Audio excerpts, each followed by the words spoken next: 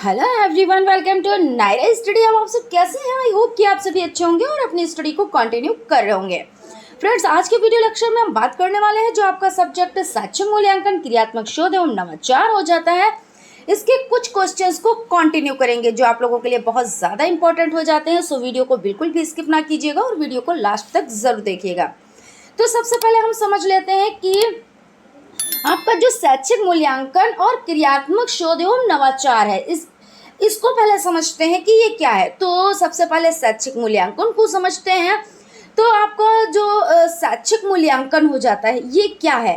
तो मूल्यांकन देखिए, एक सतत यानी लगातार चलने वाली प्रक्रिया है जो किसी छात्र के औपचारिक का मतलब क्या होता है कि जो जैसे आपकी औपचारिक एक शिक्षा होती है, एक अनौपचारिक शिक्षा होती है। औपचारिक शिक्षा के लिए क्या करना होता है?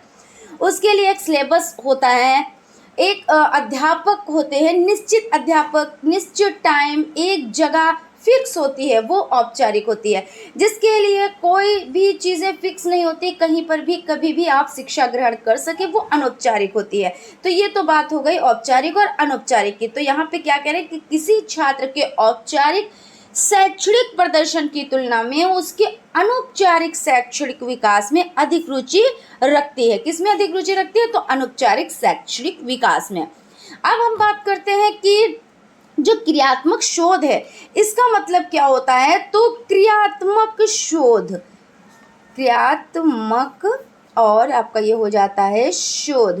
तो इसका मतलब होता है कि कोई भी प्रॉब्लम है उसका बहुत जल्द यानी तत्काल समाधान होता है इसमें। और क्रियात्मक अनुसंधान न सिर्फ एक इंसान कर सकता है, यानी एक व्यक्ति कर सकता है जो उस समस्या से सीधे यानी डायरेक्ट रूप से जुड़ा हुआ होता है। और क्रियात्मक अनुसंधान की विषय वस्तु दैनिक या व्यवहारिक जीवन से संबंधित होती है। कि भाई दैनिक जीवन से संबंधित हमने आपको क्या बताया कि जब भी आप शिक्षा प्राप्त करें तो हर एक चीज़ को दैनिक चीज़ों से जोड़े। जैसे आप बच्चे को शिक्षा दे रहे हैं तो ऐसा नहीं है कि उसको किताबी भाषा में ही समझाएं, उससे क्या करें, वो दैनिक जीवन में चीज़ों को जोड़े। जब दैनिक जीवन से जोड़ेंगे, उसकी मातृभाषा जो होगी आप उसकी रिस्पेक्ट करेंगे, उससे आप उसको शिक्षा देंगे तो बच्चा क्या बोर नहीं होगा, प्लस उसको चीज़ें अच्छे से समझ में आएंगी। उसका जो पिछला ज्ञान है उस पर निर्भर होकर, उस पर आधारित होकर आप उसको नया ज्ञान प्राप्त कराएंगे। तो ये सभी चीज़ें हो जाती हैं, हम इन्हीं चीज़ों पर डिस्कस करेंगे। और नवाचार का मतलब तो हो ही जाता है 9 प्लस आचार, है ना। नवाचार यानी 9 प्लस 4 हो जाता है नवाचार। इसका मतलब क्या होता है कि नई चीज़ों से जोड़ना। क्योंकि देखिए क्या होता है कि पुरानी चीज़ें कौन पसंद करता है? इस तरह से नहीं कोई पसंद करता है कि जब भी कुछ कोई करता है आगे बढ़ने की कोशिश करता है, कुछ नया करता है। और जब कोई नया करता है तो वो आगे बढ़ता है और सफलता प्राप्त करता है। इसी तरह शिक्षा में भी क्या है कि जब देखा गया कि इसमें जो भी है चीज़ें, तो उसमें सुधार करने की ज़रूरत है। शिक्षा कैसी होनी चाहिए? रटन पद्धति पर नहीं आधारित होनी चाहिए। बच्चों को रटाने की कोशिश नहीं की जानी चाहिए। बच्चे को डांट के शिक्षा नहीं दी जा सकती, नहीं देनी चाहिए। अगर डांट के आप शिक्षा देंगे तो क्या होगा? बच्चा उस टाइम तो उसको रट्टा मार लेगा, डर में याद कर लेगा, लेकिन क्या उसको चीज़ें आई, चीज़ों के बारे में जानकारी हुई? नहीं ना।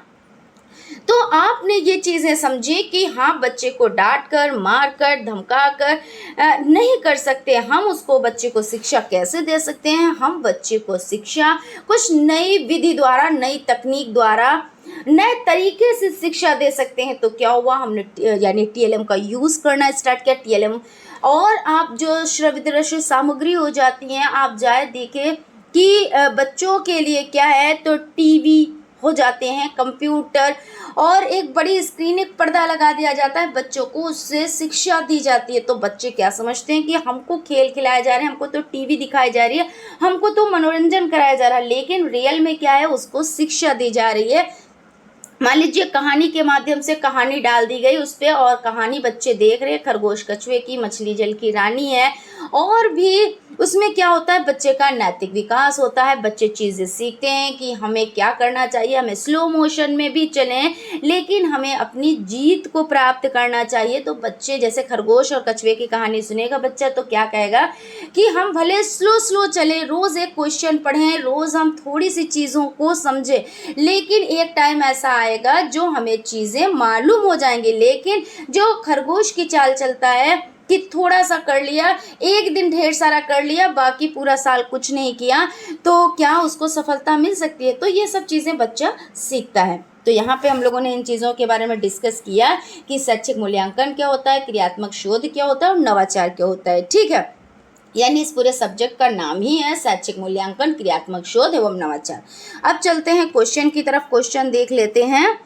क्वेश्चन आपका हो जाता है सामाजिक दृष्टिकोण से मूल्यांकन की आवश्यकता क्यों है, लिखिए।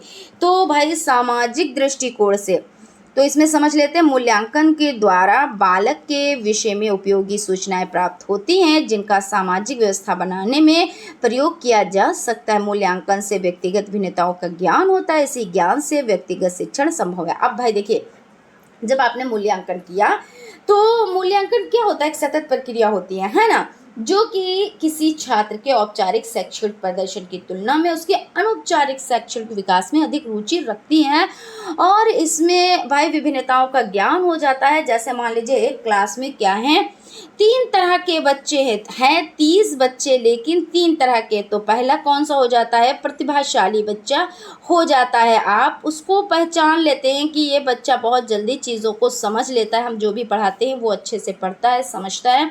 एक बच्चा कैसा होता है, तो एक बच्चा होता है सामान्य, तो उसको ना तो देर लगती है और ना ही वो बहुत जल्दी सीखता है, वो सामान्य बच्चा है। तो ये बच्चा ऐसा नहीं होता है कि समस्यात्मक बच्चा नहीं होता है। फिर एक बच्चा होता है मंदबुद्धि बच्चा होता है, जिसको आप बहुत बार समझाएंगे तब जाके कहीं समझ में आएगा और हो सकता नहीं भी आए। अब ये तो 3 तरह के बच्चे हो गए और इसी में एक बच्चा कौन सा होता है, पिछड़ा बच्चा। पिछड़े बच्चे की ये पहचान होती है, जैसे मान लीजिए आप 5 सब्जेक्ट पढ़ा रहे हैं, बच्चे को कितने सब्जेक्ट पढ़ा रहे हैं, तो 5 सब्जेक्ट पढ़ा रहे हैं। उसमें से क्या है, उसको देखिए मैथ बहुत अच्छी आती है, मैथ क्या है, बहुत अच्छी आती है।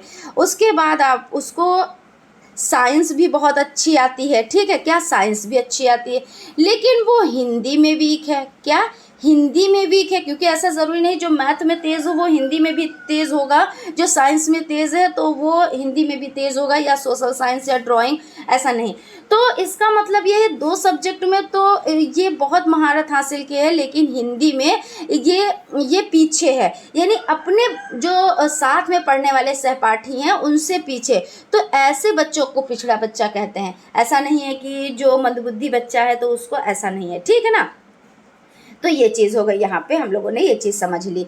अब चलते हैं, देखते हैं यहाँ पे हो जाता है मूल्यांकन के द्वारा बालक के विषय में उपयोगी सूचनाएं प्राप्त होती हैं। भाई बिल्कुल सूचनाएं प्राप्त होती हैं, जब हम मूल्यांकन करेंगे तभी तो हमें बच्चों के बारे में जानकारी प्राप्त होगी कि बच्चा कैसा है। जब बच्चा कैसा है ये हमें मालूम होगा तभी हम उसके बारे में कोई डिसीजन ले सकते हैं कि बच्चे को किस तरह से समझाना है, इसमें क्या कमी है, हमें क्या उपचार करना है, ये चीज़ हो जाती है। मौखिक अभिव्यक्ति के साधन कौन कौन से हैं, तो मौखिक अभिव्यक्ति के भाषा, व्याकरण, बोली। अब इसको हम समझ लेते हैं थोड़ा सा।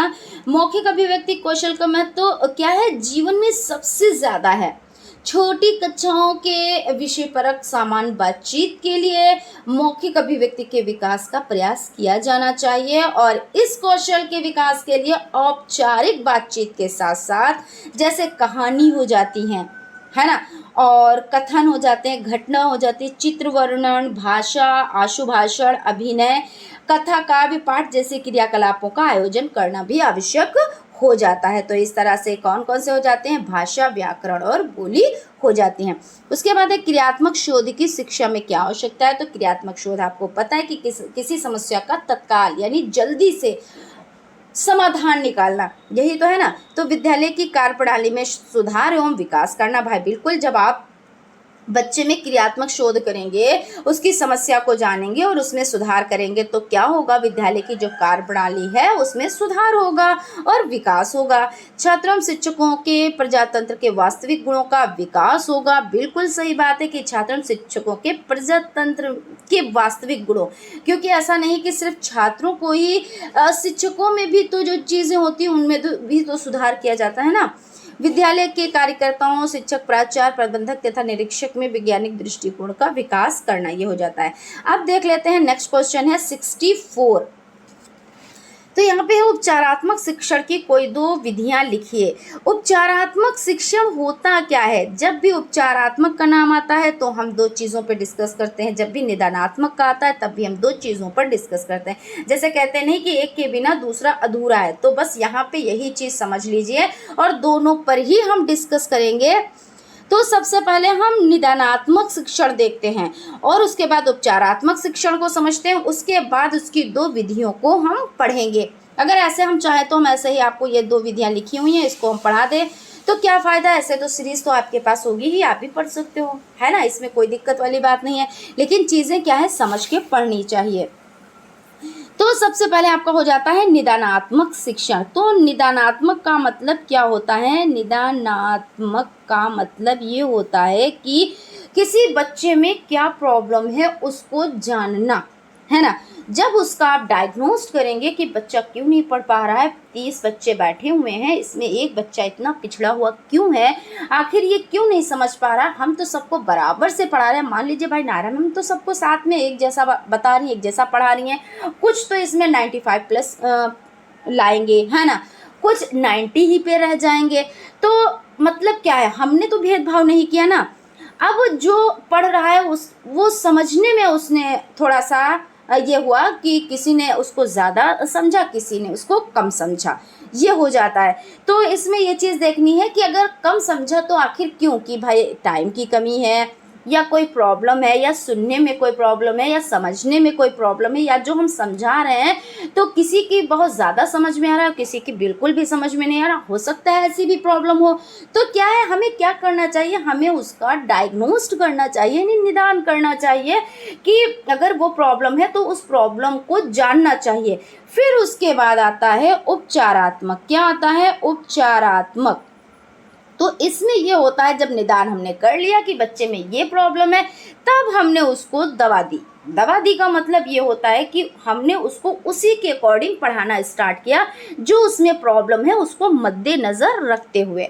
जैसे हम जब भी ये क्वेश्चन आता है तो हम एक एग्जाम्पल ज़रूर देते हैं, और आज भी एग्जाम्पल देंगे वही, तो आप लोगों को अच्छे से समझ में आ जाएगा। जैसे हम डॉक्टर के पास गए, मान लीजिए हमारे फीवर है, तो डॉक्टर ने ऐसे ही हमें मेडिसिन उठा के नहीं दे दी, हमारी जांच की, उसमें क्या निकला उसके अकॉर्डिंग उन्हें मेडिसिन दी। तो जब जांच उन्होंने की तो उन्होंने डायग्नोस्ट किया, यानी डॉक्टर ने डायग्नोस्ट किया और उसके बाद हमें मेडिसिन दे दी, है ना। तो ये चीज़ हो जाती है। तो इसको याद रखिएगा, निदानात्मक यानी डायग्नोस्ट और उपचार यानी दवा दे देना। अब यहाँ पे क्या कह रहे हैं, उपचारात्मक शिक्षण की कोई दो विधियां लिखिए। तो छात्रों की त्रुटियों एवं कमियों को समय समय पर शुद्ध करना। तो भाई बिल्कुल वही चीज़ तो हो गई कि उपचार का मतलब यही होता है जो कमियां हैं उसको खत्म करना, और प्रत्येक छात्र के अधिगम दोषों पर व्यक्तिगत रूप से ध्यान देना। भाई ये भी बात सही है कि उसमें जो प्रॉब्लम है तो डायग्नोस करने के बाद उसमें उपचार किया, उपचार करने का मतलब उस पर ध्यान ही तो दिया है ना। तो ये चीज़ हो जाती है। उसके बाद नेक्स्ट क्वेश्चन आपका हो जाता है मूल्यांकन की दो विशेषताएं लिखिए। तो मूल्यांकन ये एक व्यापक प्रक्रिया है। मूल्यांकन क्या है? तो एक व्यापक मतलब सतत चलने वाली, लगातार चलने वाली प्रक्रिया है ना। और ये एक लगातार चलने वाली प्रक्रिया वही चीज़ हो जाती है, एक व्यापक प्रक्रिया और एक लगातार चलने वाली प्रक्रिया है। सतत मूल्यांकन के दो महत्व लिखिए। सतत मूल्यांकन, इसको शिक्षण अधिगम प्रक्रिया के अभिन्न अंग के रूप में समझा जा सकता है। इसमें अधिगमकर्ता बालक के संपूर्ण व्यक्तित्व के विकास पर ध्यान देता है। इसमें क्या करता है? संपूर्ण विकास जो है, पूरा विकास है, उस पर ध्यान देता है। शैक्षिक नवाचारों के उद्देश्य बताएं। तो शिक्षा में शिक्षण नवाचारों के प्रयोग का मुख्य उद्देश्य शिक्षण व्यवस्था को विश्व स्तरीय प्रतिस्पर्धा में आगे पहुंचाना है, जिससे कि संसार में हमारी शिक्षा प्रणाली आदर्श रूप से जानी जाए। शिक्षण में अधिगम प्रक्रिया को सरल और प्रभावी बनाना। नवाचार यानी नई तकनीक से, नए तरीके से बच्चों में नौ प्लस आचार है ना, नए तरीके से बच्चों में चीज़ों को समझाना, उसमें क्या करना, शिक्षण में अधिगम प्रक्रिया को सरल और प्रभावी बनाना। बिल्कुल, कि कोई भी चीज़ है उसको तोड़ मरोड़ के, कोई भी वर्ड आ जाए उसको सरल भाषा में बच्चों को समझाना। और क्या है, बच्चों का सर्वांगीण विकास, सभी तरह का जो विकास है बच्चों में करना, और छात्रों में अंतर्निहित प्रतिभाओं का विकास किया जा सके। जो उसकी आंतरिक प्रतिभाएं हैं, अंतर्निहित यानी प्रतिभाएं हैं, उसका क्या करना, विकास करना। छात्रों एवं शिक्षकों का नवीनतम वैज्ञानिक दृष्टिकोण का विकास लाना है, जिससे कि वे अंधविश्वास एवं कुरीतियों से दूर रह सकें। भाई बिल्कुल सही बात है, क्योंकि कुछ चीज़ों में तो अंधविश्वास बहुत ज़्यादा फैला हुआ है, कुरीतियाँ हैं, जो बुरी रीतियाँ हैं। भाई ऐसा है नहीं कि लड़कियों को नहीं पढ़ाना चाहिए, लड़के को, लड़की पर्दे की चीज़ है, लड़की सिर्फ बर्तन मांजने के काम आती है ना। तो ये क्या है, बुरी कुरीतियाँ हैं। और अंधविश्वास भी बहुत है कि अगर हम ऐसा करेंगे तो ऐसा हो जाएगा, बिल्ली रास्ता काट जाएगी तो हमारे साथ बुरा हो जाएगा। तो ये सब चीज़ें क्या है, अंधविश्वास। लेकिन जब हमारे में शिक्षा होती है, हम शिक्षित होते हैं, तो इन सभी चीज़ों से हम आगे निकल जाते हैं कि भाई लड़की लड़के में भेद नहीं करते। लेकिन फिर भी आज भी बहुत लोग हैं जो बहुत ज़्यादा वेल क्वालिफाइड है, लेकिन फिर भी आज वो लड़की और लड़कियों में भेद करते हैं। वो भी कौन सी लड़कियों में भेद करते हैं, जो कुछ लोग तो ऐसे हैं जो अपने ही घर की लड़कियों में भेदभाव करते हैं, कि जैसे लड़का और लड़की है तो लड़की को बहुत नीची नज़र से देखते हैं और लड़के को बहुत ऊंची नज़र से देखते हैं। कुछ लड़कों में भी ऐसा है जो अपने घर की लड़कियों को बहुत उच्च नज़र से देखते हैं, लेकिन जो बाहर की लड़कियां उनको बहुत नीची नज़र से देखते हैं, है ना। तो ऐसे भी अराजक तत्व हमारे आसपास में है, जो कि ये नहीं होना चाहिए, क्योंकि अगर आपके घर की लड़की उच्च है तो दूसरे के घर की भी लड़की बहुत उच्च है, तो ये भी समझना चाहिए। लेकिन कुछ लोग वेल क्वालिफाइड होते हैं, बहुत उच्च शिक्षा प्राप्ति के होते हैं, पद पर भी होते हैं। पद पर होने का मतलब ऐसा तो है नहीं कि ऐसे ही 1-2 क्लास पढ़ लिए और पद पर आसीन हो गए, है ना। भाई बहुत ज़्यादा शिक्षा लेकर ही आज का दौर है कि कोई तेज़ होता है, कोई बहुत तेज़ होता है, और कोई उससे भी तेज़ होता है, तब जाके उसे क्या होता है, कहीं पे पद मिल पाता है। लेकिन ऐसे लोग भी ये चीज़ें समझते हैं। तो इन सभी चीज़ों का क्या होना चाहिए कि जब शिक्षा, जो नवाचार है, उनको क्या करना चाहिए, चीज़ों को समझाना चाहिए, नई तकनीक उनके पास तो ज़रूर भाई भेजनी चाहिए कि भाई समझो, ऐसा नहीं है। लड़कियों को अगर आप नीचा समझते हो, लड़कियों को आप कमतर समझते हो, तो आज लड़कियां कहाँ पे नहीं हैं, लड़कियां भाई किस क्षेत्र में नहीं है, हर जगह पे आपको मिलेंगी। तो ये चीज़ हो जाती है। बाकी बहुत लेंदी नहीं जाएंगे, वरना बहुत ज़्यादा लेंदी हो जाएगा। और इस टॉपिक पे अगर कहो तो सुबह से शाम हो जाएगी बात करते करते कि क्या स्थिति है लड़कियों की हमारे समाज में, दहेज प्रथा है और लड़कियों को इतना बुरा माना जा रहा है। लड़कियां कितने भी उच्च पद पर हो जाएं, लड़कियां कितने भी आगे निकल जाएं, फिर भी उनकी औकात दिखाई ज़रूर जाती है ना। ये इससे तो आप लोग सभी लोग सहमत हैं, और ये आसपास हो भी रहा है। लेकिन इस पर बहुत ज़्यादा लेंदी नहीं जाएंगे, यहीं पे रोकते हैं और उसके बाद चलते हैं पॉइंट पे। शैक्षिक नवाचार का प्रमुख उद्देश्य छात्रों द्वारा प्राप्त ज्ञान को स्थायी बनाना है, और क्योंकि जब तक क्रियाशील होकर ज्ञान प्राप्त करेगा तो वो ज्ञान स्थायी होगा। भाई बिल्कुल बात सही है कि शैक्षिक नवाचार का प्रमुख उद्देश्य क्या है, छात्रों द्वारा प्राप्त ज्ञान को स्थायी बनाना, कि बच्चे में वो ज्ञान रहे। ऐसा नहीं है कि वो ज्ञान थोड़ी देर के लिए आया और चला गया, है ना। गणितीय कौशल को संक्षेप में बताएं तो गणितीय कौशल के अंतर्गत शीघ्रता एवं शुद्धता से गणना करने की योग्यता, तार्किक ढंग से विचार करने की योग्यता, क्रम व आकृतियों को पहचानने व उनमें अंतर करने की योग्यता, दैनिक जीवन के साधारण समस्याओं में गणितीय प्रत्ययों के प्रयोग की योग्यता आदि को शामिल किया जाता है, जिनका बालक में विकास किया जाना आवश्यक है। भाषाई कौशल से आप क्या समझते हैं, तो भाषाई कौशल, भाषा कौशल से हमारा तात्पर्य बालक के भीतर विभिन्न भाषाई कौशल या भाषा संबंधी दक्षताओं का विकास करने से है। बालक के जीवन में जितना महत्व भाषा का है उतना महत्व अन्य किसी वस्तु का नहीं है। तब बालक के भीतर भाषा संबंधी कौशल जैसे सुनना, बोलना, पढ़ना व लिखना आदि का विकास करना अत्यंत आवश्यक है। अब इसको आप याद कैसे रखेंगे, तो सुबोपाली से। किससे याद रखेंगे, तो सुबोपाली से, यानी भाषा कौशल कितने कितने, तो 4 हैं। कौन कौन से, तो सुनना, और सेकंड हो जाता है बोलना, और थर्ड हो जाता है पढ़ना, और फोर्थ हो जाता है लिखना। ठीक है ना, तो ये आपके क्या है, भाषाई कौशल हो जाते हैं। फिर उसके बाद नेक्स्ट क्वेश्चन आपका हो जाता है परीक्षण और मापन की किन्हीं दो समानताओं को बताएं। तो परीक्षण एवं मापन दोनों मूल्यांकन की प्रक्रिया है, दोनों शिक्षण के अभिन्न अंग हो जाते हैं। भाई परीक्षण क्यों किया जाता है, परीक्षण तभी तो किया जाता है कि बच्चों में क्या चीज़ें आई हैं, क्या कमी रह गई है, तो यही सब चीज़ें हैं। तो परीक्षण और मापन मानकीकृत उपकरण है। अब ऐसे सोचो तो मानकीकृत उपकरण है, और अगर आप सीटेट में इसका क्वेश्चन देंगे तो मानकीकृत जो हो जाता है वो नेगेटिव में जाता है, यानी स्टैंडर्ड। अब बच्चे में पहले तो आप नहीं करेंगे, बच्चों को अच्छा परिवेश देंगे, अच्छा वातावरण देंगे और बच्चों को आप शिक्षा देंगे, लेकिन यहाँ पे मानकीकृत इसलिए क्योंकि आप बच्चों का क्या कर रहे हैं, परीक्षण और मापन कर रहे हैं। और यहाँ पे हो जाता है परीक्षण और मापन मानकीकृत उपकरण है, जैसे प्रश्नावली, सूची और पैमाने, जिनका उपयोग विभिन्न सामाजिक विज्ञान विषयों में निर्माण को मापने के लिए किया जाता है। ठीक है, और क्रियात्मक शोध का मूलाधार बताएं। समस्या हमारी और समाधान भी हमारा क्रियात्मक शोध का मूलाधार है। बिल्कुल सही बात है कि जब समस्या हमारे सम्मुख आई है तो उसको सॉल्व कौन करेगा, उसको सॉल्व करेंगे हम। तो समस्या हमारे सम्मुख आई है तो क्या करेंगे, समाधान भी हमारा ही होगा। मूल्यांकन क्या है, तो मूल्यांकन किसी चीज की गुणवत्ता, महत्व, मात्रा या मूल्य को आंकने या गणना करने की क्या हो जाती है, प्रक्रिया है। तो मूल्यांकन लगातार चलने वाली प्रक्रिया है। शैक्षिक उद्देश्यों की प्राप्ति की जांच ही मूल्यांकन है। मूल्यांकन क्या है, कैसा है, तो अगर पूछा जाए तो मूल्यांकन लगातार चलने वाली प्रक्रिया हो जाती है। ठीक है, परिकल्पना क्या है, समस्या का प्रस्तावित उत्तर ही परिकल्पना हो जाता है, और दूसरे शब्दों में समस्या समाधान का पूर्व अनुमान ही परिकल्पना है। परिकल्पना को क्रियात्मक परिकल्पना भी कहते हैं। परिकल्पना को अन्य किन किन नामों से जाना जाता है, तो परिकल्पना को क्रियात्मक परिकल्पना तथा उपकल्पना के नाम से भी जानते हैं, जिसके द्वारा व्यक्ति की विभिन्न योग्यताओं का मापन, उसके व्यक्तित्व एवं रुचियों का अध्ययन किया जाता है। वो क्या कहलाता है, तो मूल्यांकन कहलाता है।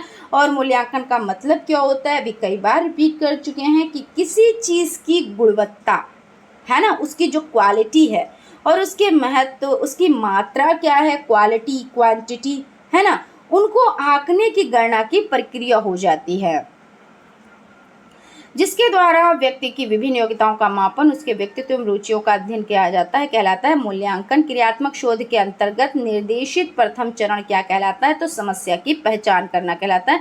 वह क्रियात्मक शोध क्या है, किसी समस्या का तत्कालिक या त्वरित समाधान। तो समस्या को पहचानना, यानी क्रियात्मक शोध के अंतर्गत क्या है कि हम समस्या को पहचानेंगे और उसके बाद उसका हम निराकरण करेंगे, तो क्रियात्मक शोध यानी समस्या को पहचानना। और शैक्षिक मापन का क्या अर्थ है, तो वेस्ले के अनुसार मापन मूल्यांकन का उपभाग है। मापन को मध्यमान, अंक, मात्रा, औसत तथा प्रतिशत आदि शब्दों द्वारा व्यक्त किया जाता है। मापन मात्रात्मक होता है। मापन का संबंध केवल भौतिक गुणों से होता है। समस्या का प्रस्तावित उत्तर क्या कहलाता है, समस्या का प्रस्तावित उत्तर परिकल्पना कहलाता है। ऐसा परीक्षण जो बार बार प्रयोग करने पर एक जैसा परिणाम देता है क्या कहलाता है, तो विश्वसनीयता। भाई आप बार बार एक परीक्षण कर रहे हैं लेकिन उसका आंसर वही आ रहा है, वही आ रहा है, पलट पलट के वही आ रहा है, तो मतलब ये विश्वसनीयता है। मूल्यांकन के प्रमुख प्रकार बताएं, तो मूल्यांकन कैसे होता है, परिमाणात्मक मूल्यांकन और गुणात्मक मूल्यांकन। यानी परिणामात्मक मूल्यांकन में क्या है, लिखित परीक्षा, मौखिक परीक्षा, प्रायोगिक परीक्षा हो जाती है। और गुणात्मक मूल्यांकन में साक्षात्कार, अवलोकन, घटनावृत्त, जांच सूची और स्तर माप हो जाता है। फॉर्मेटिव यानी रचनात्मक, यानी क्रिएटिविटी मूल्यांकन किसे कहते हैं, रचनात्मक मूल्यांकन वो मूल्यांकन है जिसके द्वारा छात्रों के प्रारंभिक ज्ञान का मूल्यांकन होता है। Professor M.K. दुबे के अनुसार रचनात्मक मूल्यांकन का अर्थ छात्र में होने वाले उस व्यवहारगत परिवर्तन की ओर संकेत करता है जिससे कि वो सैद्धांतिक विषयों से प्रायोगिक विषयों की ओर अग्रसर होता है। अर्थात में छात्र द्वारा अपने प्राप्त ज्ञान का दैनिक जीवन में प्रयोग करने का मूल्यांकन किया जाता है। मूलभूत शोध का दूसरा नाम क्या है, तो मूलभूत शोध का दूसरा नाम मौलिक शोध है। शून्य परिकल्पना क्या होती है? शून्य परिकल्पना निर्देश रहित परिकल्पना होती है, यानी कई बार जांच के तहत चरों के बीच कोई स्पष्ट अंतर या संबंध नहीं होता है। ये संबंधित घटकों के बीच संबंध की अनुपस्थिति या उनके बीच किसी प्रभाव को दर्शाता है, शून्य परिकल्पना कहलाता है। नकारात्मक यानी नेगेटिव परिकल्पना है ना, नकारात्मक। तो इसमें पूछ रहे हैं नकारात्मक परिकल्पना क्या, उदाहरण दीजिए। तो नकारात्मक परिकल्पना में परिकल्पना का कथन होता है, जैसे MDS से बच्चों के नामांकन में कमी होना। दक्षता आधारित मूल्यांकन से आप क्या समझते हैं? तो दक्षता आधारित मूल्यांकन में छात्र ने किसी कार्य को कितनी श्रेष्ठता से पूरा किया है, इस बात पर विशेष ध्यान दिया जाता है।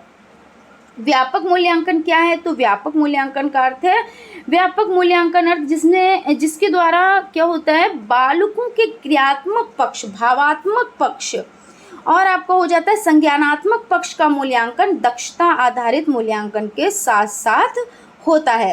तो ये हो जाता है। उसके बाद थोड़े से क्वेश्चंस और बचे हुए हैं। मूल्यांकन के कितने पक्ष होते हैं? तो मूल्यांकन के 4 पक्ष होते हैं, संज्ञानात्मक, भावात्मक, कौशलात्मक, क्रियात्मक। उत्तम परीक्षण की कोई 4 विशेषताएं बताएं। तो उद्देश्य पूर्णता, व्यापकता, सुगमता, समय एवं कीमत। भाई बिल्कुल बात सही है। उद्देश्य, अगर किसी चीज़ में अगर कोई परीक्षण हो रहा है तो उसमें कोई उद्देश्य है ना। जैसे आप DLED की तैयारी कर रहे हैं, DLED कर रहे हैं, तो इसमें कुछ तो आपका उद्देश्य है भाई शिक्षक बनने का, इसीलिए आप कर रहे हैं, वैसे तो नहीं करते ना। व्यापकता है, सुगमता है और समय एवं कीमत। भाई समय का भी ख्याल रखना है। उसके बाद है मूल्यांकन हेतु कितने प्रकार के प्रश्न होते हैं? तो वस्तुनिष्ठ प्रश्न होते हैं, अति लघुत्तरीय प्रश्न होते हैं, लघुत्तरीय प्रश्न होते हैं, दीर्घोत्तरीय प्रश्न होते हैं। शैक्षिक उद्देश्यों के अनुसार प्रश्नों के कौन कौन से पक्ष हैं? तो ज्ञान, बोध, अनुप्रयोग और कौशल।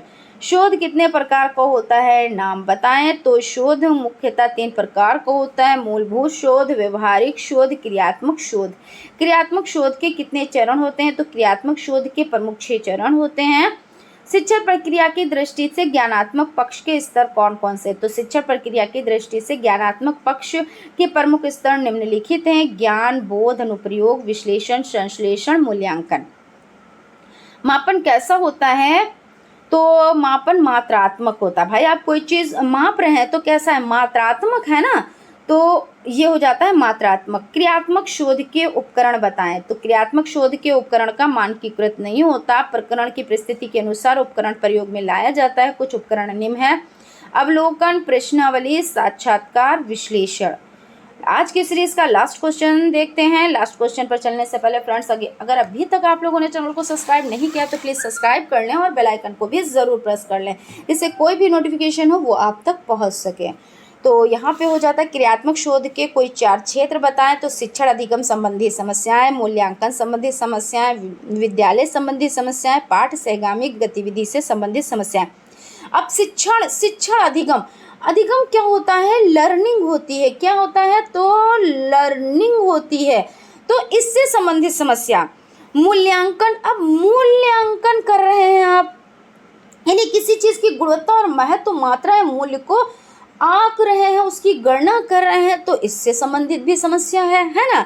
विद्यालय संबंधी समस्या, विद्यालय में क्या प्रॉब्लम है, बच्चों को कैसे हमें क्या करना है, बच्चों को हमें कैसे शिक्षा देनी है, तो विद्यालय संबंधित समस्याएं हैं। पाठ्य सहगामी गतिविधियों से संबंधित समस्याएं, तो ये आपकी हो जाती हैं। यानी क्रियात्मक शोध के कोई 4 क्षेत्र यही हो जाते हैं। बहुत ज़्यादा इम्पॉर्टेंट है, आप लोग अच्छे से इसको समझिएगा। अगर फिर भी आपको समझ, एक बार आप वीडियो देखिए, नहीं समझ आता है दोबारा फिर देखिए, नहीं समझ आता है आप कमेंट करें, हम उसका रिप्लाई देंगे।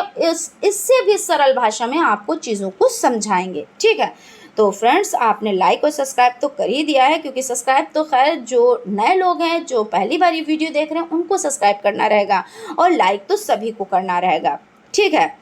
और हम पे विश्वास बना के रखें, और आपकी चीज़ों को तैयार करने की गारंटी हमारी है। सभी चीज़ों के जो पेपर है उनको भी सॉल्व करा रहे हैं, जो सीरीज़ है उनको भी करा रहे हैं, उनको भी सरल भाषा में आप लोगों के सम्मुख ला रहे हैं। इसलिए आप लोग चैनल से जुड़े रहें और अच्छे से तैयारी करते रहें। मिलते हैं नेक्स्ट क्लास में। Thank you.